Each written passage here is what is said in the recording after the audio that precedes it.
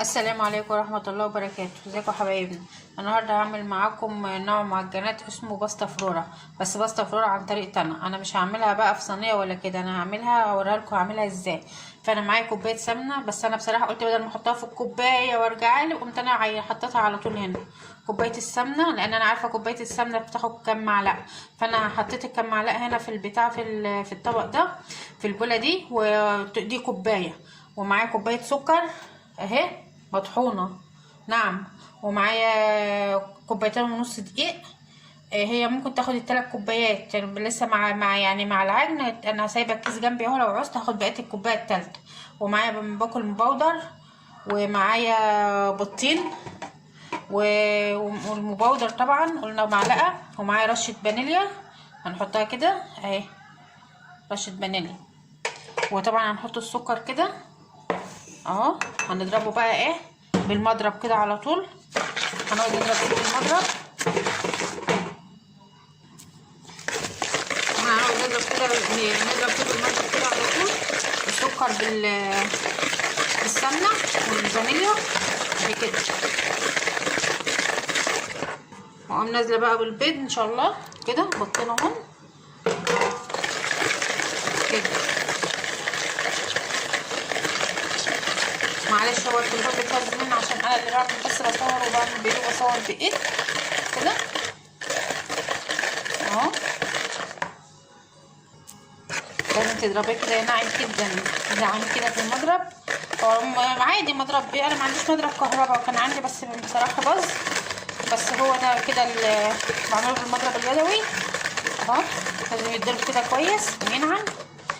هنقوم بقى نازلين بقى ايه الدقيق اهو، احط عليه المبودر واخلطه ببعضه كده اهو،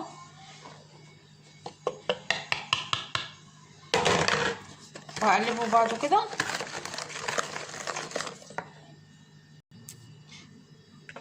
فمعلش انا هلمها بقى بايدي، لان انا اصلا مش لازم تتلم بالايد كده، فانا هلمها بايدي وهرجع لكم تاني. انا كده خلصتها العجينه اهي، وحطيت كمان، انا قلت كنت حاطه كوبايتين ونص، وقلت الكوبايه الثالثه لو احتجتها النص الثالث هحطه، النص الباقي هحطه. فانا حطيت كده 3 كوبايات دقيق، فهي كده خلصت اهي. فما اجي اشكلها اوريها لكم. وانا كده قسمت العجينه نصين اهي، خد نصها اهي ونصها في الصينيه. فانا كده هي فردتها في قلب الصينيه كده. هقوم جايبه بقى المربى، دي طريقه تانية غير اللي بتتعمل بيها المتاح بيها يعني، اللي هي التانية. فانا هفرد فيها بتاع المربى كده وارجع لكم. انا كده حطيت المربى، بس مرضتش احطه في الطرف دي، لان مع ضغط العجينه هتخلي المربى هتطلع معايا. فانا هحط بقى الطبقه التانية كده وهسويها وارجع لكم تاني ان شاء الله.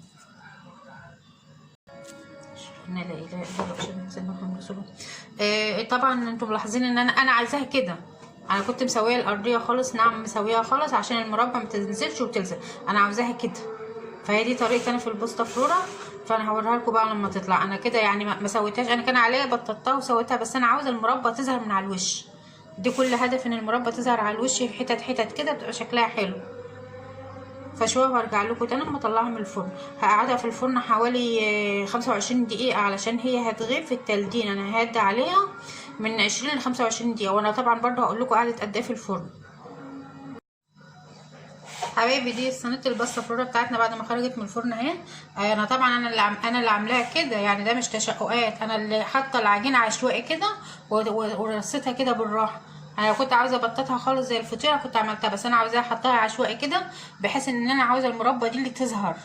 فهي دي طريقتنا هي في الباستا فلورا بتاعتنا، سهله وبسيطه.